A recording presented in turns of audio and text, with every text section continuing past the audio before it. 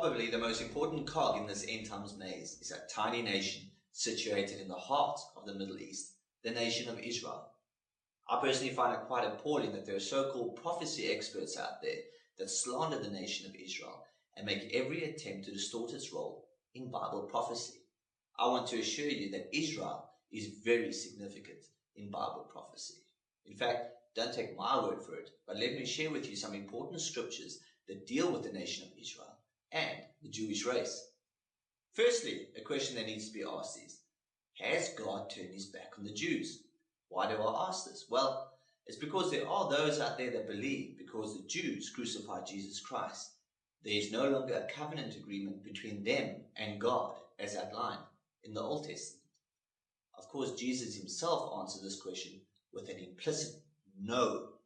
How do I know this? Did I pull it out of a hat which I don't have? No. Jesus' disciples were walking with him and they were admiring the beautiful temple buildings, and they asked Jesus, they said, Jesus, what would be the sign of your return and the end of the age? Jesus first tells them that the temples they were looking at would be destroyed, in fact so badly destroyed that not one stone would remain on top of the other. He continues to describe events that would happen and then gives this very ominous warning. After stating that the temple would be destroyed, which it was less than 40 years later, he then states that the temple will be there when he returns, obviously implying that it has to be rebuilt.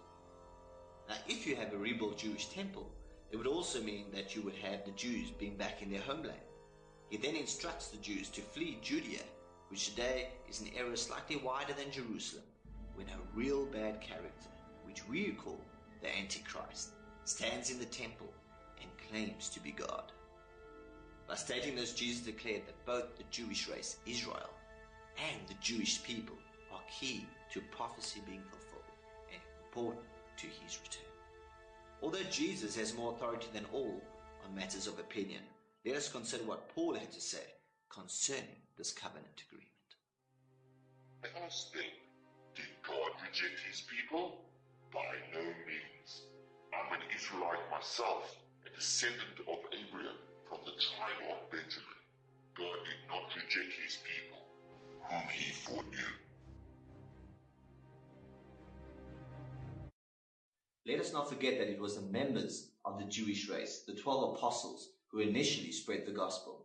If this initial group of Jews never spread God's message of grace, Christianity may well be a minority religious belief today. But obviously, God had this all covered in his plan. This is another false teaching that drives me absolutely insane. There is so much evidence for Israel being key to the return of Jesus, and yet so many leading teachers are either oblivious or maybe they're just dead in their hearts, or even they don't believe that the Bible is the inerrant word of God. There are a myriad of Old Testament prophecies that illustrate the Jewish nation and its role leading up to the last days of human rule. I'm going to share a few with you.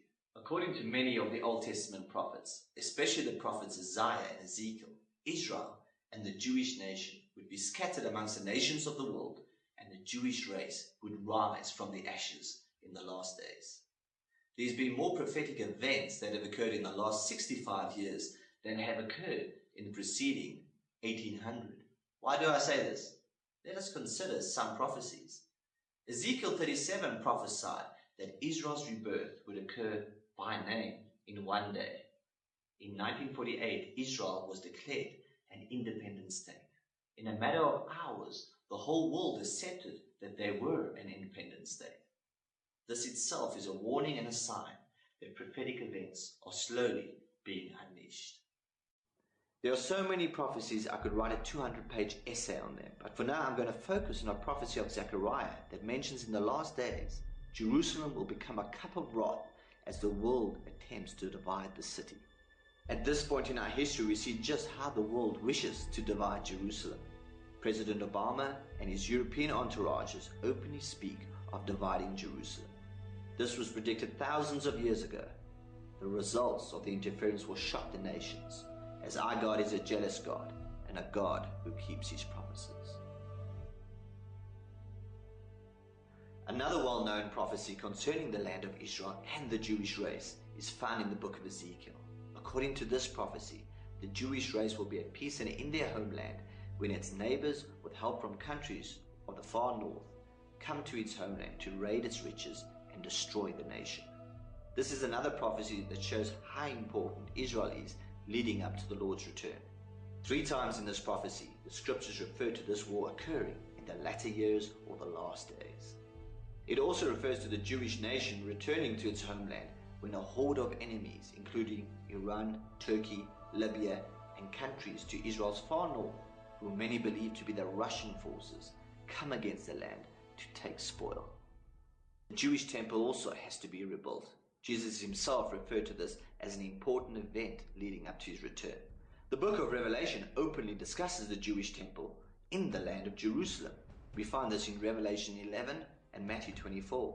Even Paul refers to the Antichrist standing in the temple of the Jews when all hell breaks loose. It is in this age where Israel is regathered that many of these prophecies are fulfilled. Those are just a few of the many reasons why Israel is so important to the return of Jesus. The prophetic clock kicks in with Israel at its core. It does not take a rocket scientist or a religious scholar to realize this. With Israel at the core of end-time prophecies, there is an event that is interwoven throughout this end-times maze. It's a time period that consummates many of the prophecies found in the book of Revelation. It is often referred to as God's prophetic time clock. We call it the tribulation.